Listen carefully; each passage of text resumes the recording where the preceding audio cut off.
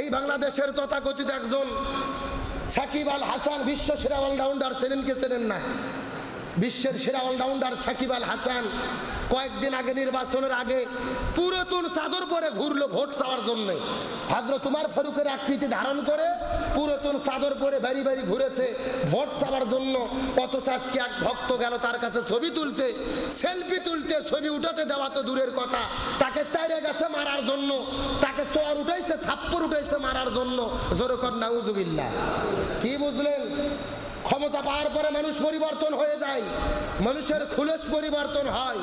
যেই লোক ভোটের আগে পুরাতন চাদর পরে মানুষের বাড়ি বাড়ি হযরত উমর ফারুকের আকৃতি ধারণ করে ঘোরে, আর ক্ষমতা পাওয়ার পরে একটা সেলফি তুলতে চাইলে যুবক তার উপরে তাড়িয়ে মারতে যায়, নিঃসন্দেহে এগুলো অহংকারী ছাড়া কিছু হতে পারে না। গতকালকে একটা ভিডিও দেখার পর আশ্চর্য হয়েছে। এক জায়গায় তিনি গিয়েছেন শোরুম উদ্বোধন করতে। একটা ছেলে তাকে অত্যন্ত ভালোবাসা মহব্বত করে, তাকে এক নজর দেখার জন্য নিচে হাজার হাজার মানুষ ভিড়ে যাইতে পারেনি। ছাদের উপর থেকে দেখতে গেছে, কারেন্টের তার তার শরীরে ঠেকার পরে সঙ্গে সঙ্গে শরীরে আগুনে পুড়ে ছাই হয়ে গেল।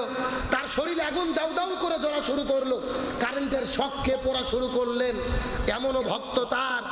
অথচ ওই লোকটা ওখানে গেল, যেই ছেলেটা আগুনে পুড়লো তাকে একটা বার দেখা তিনি প্রয়োজন মনে করলো না, তাকে একটু ভালোবাসা দিতে পারলো না।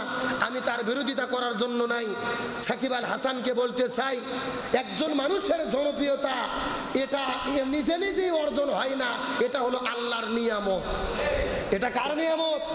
এই নিয়ামতের শুকরগুজার করেন, ভক্তদেরকে একটু ভালোবাসেন, তাদের কথা ভাবেন।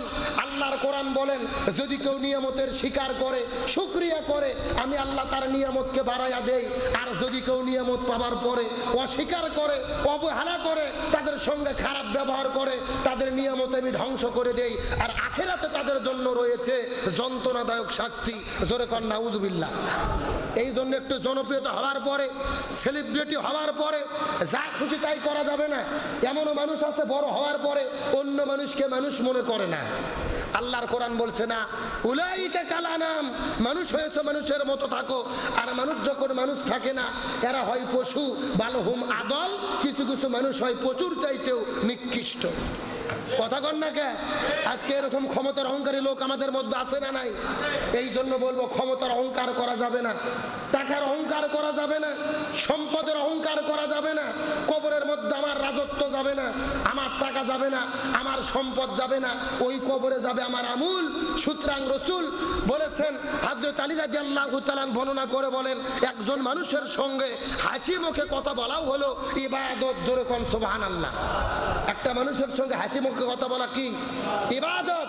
সুতরাং আপনি একটা মানুষের সঙ্গে খারাপ ব্যবহার করবেন না। আল্লাহ তাআলা আমাদের সকলকে নিরহংকারী হওয়ার মতো তৌফিক দান করুক, বলেন আমিন। আমরা হযরত ইব্রাহিম আলাইহিস সালাম জীবনী সম্পর্কে আলোচনা করতেছি, একেবারে কুরবানি পর্যন্ত ধারাবাহিকভাবে কোরআন থেকে আলোচনাগুলো আমরা শুনতে থাকবো ইনশাআল্লাহ। আমি সর্বশেষ একটি কথা বলি, আজকে একটু আলোচনা শুরু করতে দেরি হয়ে গেছেন, এসেছেন দেরিতে, কাজের দিন, যেহেতু ধান কাটা মারা করতেছেন, ইসলামী শরিয়ার বিধানে ধানের বা ফসলের একটা জাকাত আছে না নাই? একটু গুরুত্বপূর্ণ বিষয় আপনাদের বলি, লক্ষ্য করেন। সম্পদের আমরা জাকাত দেই, টাকার আমরা জাকাত দেই, স্বর্ণের আমরা জাকাত দেই, কিন্তু জমি থেকে যেই ফসল পাই, এই ফসলের একটা জাকাত আছে, যার নাম হলো ওশর। কি নাম বলেছি? ফসলের জাকাতের নাম হলো ওশর। পবিত্র কোরআনুল কারীমের সূরা বাকারার 267 নম্বর আয়াতের মধ্যে আল্লাহ তাআলা বলেন, তোমরা যা কিছু পবিত্র অর্জন করো তা থেকে তোমরা জাকাত দাও। আল্লাহর কোরআন বলেছে, জমি থেকে তোমরা যেই ফসল পাও এই ফসলেরও তোমরা জাকাত দাও। জোরে কোন আল্লাহু আকবার। তাহলে ফসলের জাকাত দিতে হবে কার হুকুম? আরো জোরে বলেন। এমনকি সূরা আনামের 141 নম্বর আয়াতের মধ্যে আল্লাহ তাআলা বলেন, তোমরা জমিন থেকে যেই ফসল পাবে ওই ফসলটা ঘরে উঠানোর আগেই তার জাকাত দিয়ে দাও। সুবহানাল্লাহ কোন। তাহলে বলেন তো দেখি, ফসলের জাকাত কখন দিতে হবে? ফসল কোথায় উঠানোর আগে। আপনি ঘরে উঠায় রাখবেন, আপনার তালাতে উঠায় রাখবেন, তার আগে আপনাদের সেই ফসলের জাকাত দিতে হবে। এখন ফসলের জাকাত কত হলে দিতে হবে, কত পরিমাণ দিতে হবে লক্ষ্য করেন। ফসলের জাকাতের ভাগ হলো দুইটা। আকাশের পানি দিয়ে যদি আপনার ফসল উৎপাদিত হয় আসমানের পানিতে যদি ফসল চাষাবাদ করেন তখন আপনাকে 10 ভাগের 1 ভাগ যাকাত দিতে হবে। কয় ভাগের 1 ভাগ? 10 ভাগের 1 ভাগ ওসর দিতে হবে। তার মানে হলো 100 কেজি 10 কেজি। 100 কেজি কয় কেজি? 10 কেজি। আর যদি যেই পানি আপনি ক্রয় করে নিয়ে চাষ করবেন, যখন আপনি এই ধান এবার চাষ করেছেন, আপনি মেশিন থেকে পানি ক্রয় করে নিয়েছেন, খরচা হয়েছে, যদি পানি ক্রয় করে নিয়ে চাষাবাদ করেন তখন আপনাকে ওসর দিতে হবে 20 ভাগের 1 ভাগ। কয় ভাগের 1 ভাগ? 20 কেজি 1 কেজি। তার মানে বোঝা গেল 100 কেজি 5 কেজি। আকাশের পানিতে উৎপাদিত হলে 100 কেজি 10 কেজি, আর কিনা পানি দিয়ে চাষাবাদ করলে 100 কেজি 5 কেজি। এই হারে আপনাদেরকে ওসর দিতে হবে আপনাদের ফসলটা আপনাদের ঘরে উঠানোর আগে। ইমাম আবু হানিফা রাহমাতুল্লাহ আলাইহি বলেছে, আপনার জমির ফসলের নির্ধারিত কোনো নিসাব নাই। আপনি যতটুকু ফসল পাবেন আপনি 10 কেজি 1 কেজি, 20 কেজি 1 কেজি, এই হিসেবে আপনাকে ওসর দিতে হবে। বিধানকার। আর যাকাত অর্থ হলো পবিত্রতা। আপনি যদি 100 কেজি 10 কেজি আপনি যদি যাকাত দেন, 100 কেজি 5 কেজি ওসর দেন, বাকি 100 কেজি ধান আপনার পবিত্র হলো। আর আপনি সব ধান ঘরে উঠাইলেন, 5 কেজি 100 কেজি বের করলেন না, ওই ধান পবিত্র হলো না, ওটা আপনার জন্য হালাল থাকলো না, হারাম হয়ে গেল। এই জন্য ফসলকে যদি আমরা হালাল করতে চাই, পবিত্র করতে চাই, ওষুধ দেওয়ার দরকার আছে না নাই? এই জন্য আপনারা মুসল্লি আপনাদের অনুরোধ করে বলবো, যারা যারা আমরা জমি লাগাইছি, ধান কাটার পরেই আমরা হিসাব করে, যেহেতু এবার আমরা কিনে পানিয়ে চাষাবাদ করেছি, 100 কেজি কয় কেজি? 5 কেজি। 100 কেজি কয় কেজি? 100 কেজি 5 কেজি হিসাবে যতটুকু আসে এই পরিমাণ আমরা ওসরের ধান আমরা দিয়ে দেবো ইনশাল্লাহ। আপনারা বিভিন্ন জায়গায় দিতে পারেন। যাকাত যেরকম 8টা খাতে দেওয়া যায়, ওসরও ওই একই রকম ভাবে 8 খাতে দেওয়া যায়। মুজাহিদ, মুসাফির, তারপর আপনার ফকির, মিসকিন, ইসলামী আন্দোলনের কর্মী যারা আছে, এই জমিনে দিন প্রতিষ্ঠার করে কাজ করে, ইসলামী আন্দোলন করে, ইসলামী আন্দোলনের কর্মীরা যদি যাকাত চায়, ওসরের ধান চায়, সেখানেও দিতে পারবেন। এতিমখানা যেখানে আছে ওখানেও দিতে পারবেন। লিল্লা বিল্ডিং যেখানে আছে।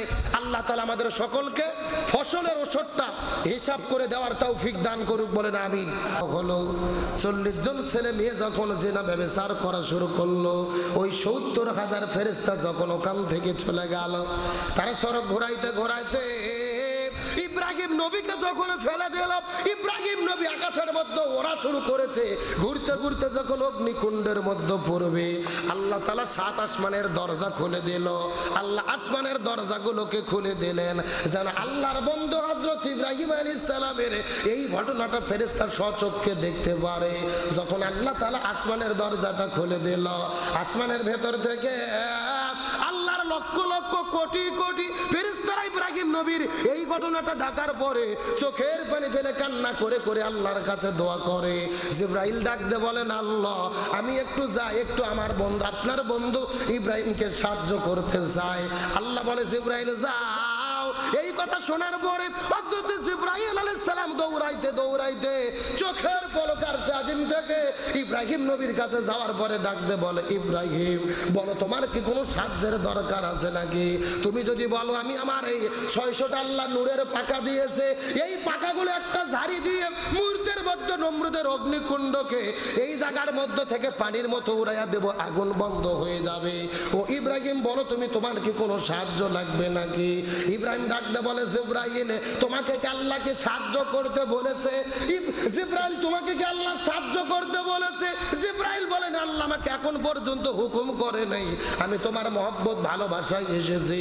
ইব্রাহিম নবী ডাকতে বলে, জিবরাইল রে আল্লাহ তাআলা তোমাকে এখানে পাঠাই নাই, তোমাকে দায়িত্ব দেয় নাই আগুনটা নিভে নেওয়ার জন্য। যে আল্লাহর জন্য আমি আল্লাহর দাওয়াত দেওয়ার কারণে নমরুদের অগ্নিকুণ্ডের মধ্যে পড়তেছি, ওই আল্লাহ আমার জন্য বড় যথেষ্ট। লিল্লাহ তাকবীর।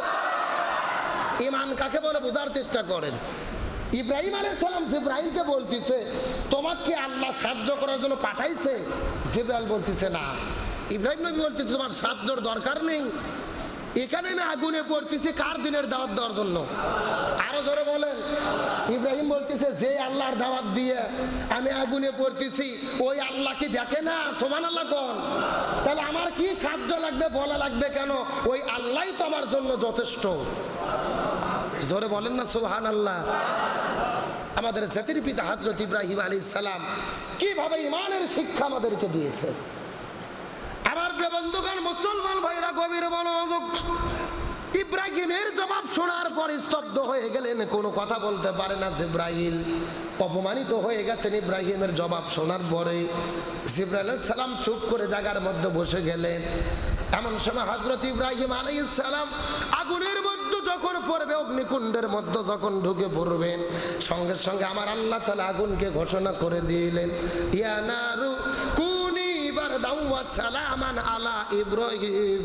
হে আগুন তুমি শুনে নাও, হে আগুন তুমি শুনে নাও, তোমাকে পোড়ানো হয়েছে ইব্রাহিমকে পুড়িয়ে ছাই করে দেওয়ার জন্য, কিন্তু তুমি আগুন ইব্রাহিমকে পুড়াইতে পারবা না। কুনি বারদাও ওয়া সালামান আলা ইব্রাহিম। হে আগুন তুমি ইব্রাহিমের জন্য আগুনও থেকো না, ইব্রাহিমের জন্য গরমও থেকো না, ইব্রাহিমের জন্য ঠান্ডাও হইও না। এ নমরুদের অগ্নিকুণ্ডের আগুন তুমি ইব্রাহিমের জন্য বড় আরামদায়ক হয়ে যাও। সালামান আলা ইব্রাহিম। সালাম অর্থ কি? শান্তি। জোরে বলেন, সালাম অর্থ কি?